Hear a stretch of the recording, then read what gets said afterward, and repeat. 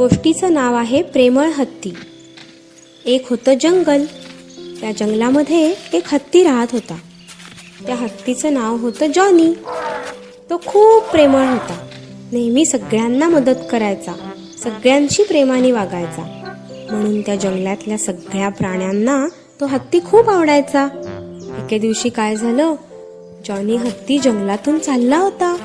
तेव्हा त्याला काय दिसलं माहितीये? एका तळ्यामध्ये एक मुंगी आणि मधमाशी पडल्या होत्या आणि त्या ओरडत होत्या, मला वाचवा, मी पाण्यात पडलीये, पाण्यात पडलीये. जॉनी गेला तिथे पळत पळत पळत. थांबा थांबा, घाबरू नका, मी तुम्हाला बाहेर काढतो. म्हणून जॉनीनी काय केलं, त्याची सोंड पाण्याजवळ नेली, आत मुंगीताई आणि मधमाशीपर्यंत नेली. आता तुम्ही माझ्या सोंडेवरून चढत या. मग त्या दोघी त्याच्या सोंडेवर अशा चढल्या. मग जॉनीनी सोंड बाहेर काढली. मग मुंगी आणि मधमाशी खाली उतरल्या. थँक्यू जॉनी, तुम्हाला किती मदत केलीस.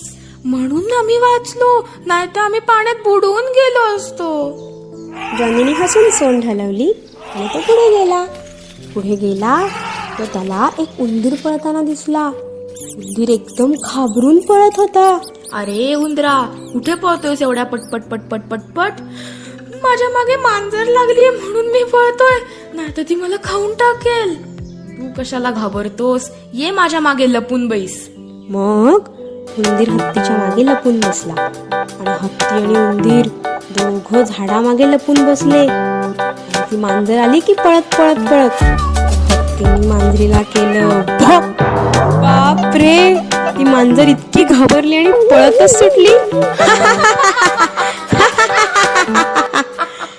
हत्ती आणि उंदीर पोट धरून हसायला लागले. मांजरीची चांगली फजितीच झाली. थँक्यू, तू मला वाचवलंस, नाही तर मला मनीमाऊनी खाऊनच टाकलं असतं. जॉनीनी हसून सोंड हलवली आणि तो पुढे गेला तर त्याला ना एक गाढव दादा झाडाखाली झोपलेले दिसले.